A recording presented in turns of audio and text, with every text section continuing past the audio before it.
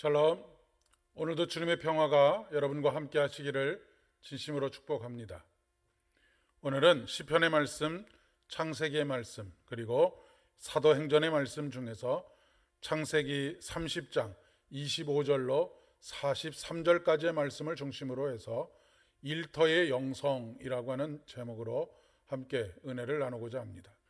오늘 우리에게 주시는 하나님의 말씀은 창세기 30장 25절로 43절의 말씀까지 중에서 25절로 30절까지의 말씀을 봉독하겠습니다.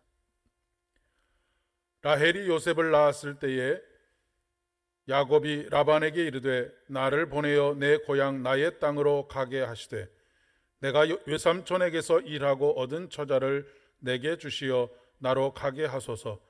내가 외삼촌에게 한 일은 외삼촌이 아시나이다. 라반이 그에게 이르되 여호와께서 너로 말미암아 내게 복 주신 줄을 내가 깨달았노니 내가 나를 사랑스럽게 여기거든 그대로 있으라. 또 이르되 내 품삯을 정하라. 내가 그것을 주리라.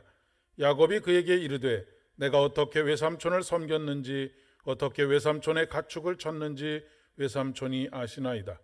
내가 오기 전에는 외삼촌의 소유가 적더니 번성하여 때를 이루었으니 내 발이 이르는 곳마다 여호와께서 외삼촌에게 복을 주셨나이다. 그러나 나는 언제나 내 집을 세우리이까. 아멘. 사람은 일평생 일을 하면서 살아갑니다. 평균 수명이 길어지면서 더 많은 일을 해야만 하는 상황에 우리들이 직면하고 있습니다. 우리나라의 경우에 빈곤층 중에서 노인 빈곤의 문제가 굉장히 심각합니다. 웃어야 할지 울어야 할지 모르겠지만 지난 한 해 코로나19에도 불구하고 65세 이상의 노인들의 일자리가 대폭 증가되었다라고 하는 통계가 있습니다. 그 말은 일을 하지 않고서는 먹고 사는 문제를 해결할 수 없는 그런 상황이 되었고 앞으로 더욱더 그런 상황들이 가속화될 것이다 라고 하는 이야기입니다. 하지만 정말로 어려운 것은 일을 해야 한다라고 하는 것만은 아닙니다. 오히려 적당하게 일을 하는 것은 삶의 활력을 가져다 줍니다. 일이라고 하는 것은 우리에게 단순히 먹고 마시는 문제를 해결하는 것뿐만 아니라 자아를 성취해가는 하나의 방편이기도 하기 때문에 그렇습니다. 일터에서 정말로 힘든 것은 인간관계입니다.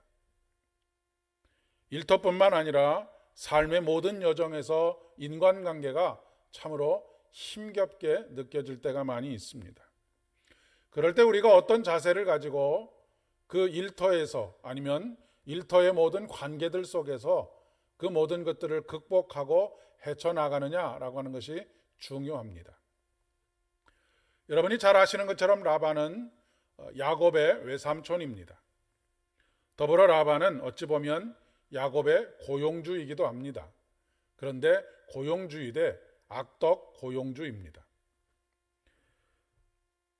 야곱은 라헬과 결혼하기 위해서 7년을 아무 대가 없이 외삼촌을 위해서 봉사했습니다. 그런데 외삼촌은 야곱을 속이고 라헬 대신 레아를 그의 결혼 상대자로 그들의 침실에 집어넣습니다. 다음 날 이 사실을 깨닫게 된 야곱은 격렬하게 외삼촌에게 항의를 하게 되지요. 그래서 마침내 라헬과 7일 후에 다시 결혼을 하게 되고 다시 7년 동안 아무런 대가 없이 외삼촌을 위해서 일을 해야만 하는 상황이 되었습니다. 그렇게 14년의 시간이 하염없이 흘러가고 말았습니다. 하지만 야곱의 소유로 된 것은 아무것도 없었습니다. 야곱은 외삼촌을 떠나겠다고 선언을 합니다.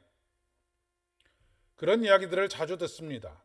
직장인들이 늘 그 품속에 사표를 써가지고 다닌다는 이야기입니다. 언제든지 사표를 내야 되겠다라고 하는 생각을 가지고 있지만 늘 그 사표를 꺼내지 못하는 것이 일반 직장인들의 애환이 아닐까 싶습니다. 뿐만 아니라 그 모든 것의 모든 원인들이 인간관계에 있다라고 하는 것이 오늘 말씀의 핵심이 되겠습니다. 그러자 외삼촌 라반은 다급해졌습니다. 거의 공짜로 부려먹을 수 있는 야곱을 잃게 되면 그의 손해가 막심하다라고 느꼈기 때문이겠지요. 뿐만 아니라 야곱이 온 이후로 하나님께서 야곱에게 은혜를 베풀어 주셔서 그가 하는 모든 일에 놀라운 그 성장과 부의 축적들을 이루도록 하셨기 때문에 그렇습니다. 그래서 다시 제안을 합니다. 무엇을 원하느냐라고 묻고 있습니다. 그러자 오늘의 본문의 말씀처럼 얼룩무늬가 있는 양들은 자기에게 달라고 야곱은 요청을 합니다. 사실 외삼촌의 입장에서 보면 하등에 손해볼 일이 없습니다. 얼룩무늬의 양들은 그렇게 자주 태어나는 것이 아니기 때문에 그렇습니다. 그런데 하나님께서 오늘 말씀과 같이 놀라운 반전을 일으키십니다. 여기서 우리에게 필요한 것이 인내의 영성이라고 이야기할 수 있겠습니다. 물론 무조건 버티는 것이 능사는 아닙니다. 직장에서 필요에 따라서 떠날 수도 있습니다. 하지만 하나님께서 우리의 일터를 신앙훈련의 장으로 삼을 때가 많이 있습니다. 인내의 영성이라고 하는 것은 무조건 참는 것이라기보다는 성실하게 그 일을 묵묵하게 그 상황과 그 어떤 조건에도 막론하고 열심으로 일하는 것입니다. 부당한 일을 당하든지 그렇지 않든지 한결같이 하나님 앞에서 성실하게 살아가는 것입니다. 그 과정에서 그가 깨달은 한 가지 사실이 있습니다. 오늘 본문에 있는 말씀처럼 내 발이 이르는 곳마다 여호와께서 복을 주셨다라고 하는 사실입니다. 그렇습니다. 우리 하나님은 우리의 삶의 모든 자리에서 우리의 복이 되십니다. 악한 일에 꾀를 물리치시고 결국 하나님의 지혜가 승리하게 하십니다. 이 세상의 모든 것은 하나님의 손에 달려 있습니다. 이것이 바로 하나님의 주권이고 이것이 바로 하나님의 섭리입니다.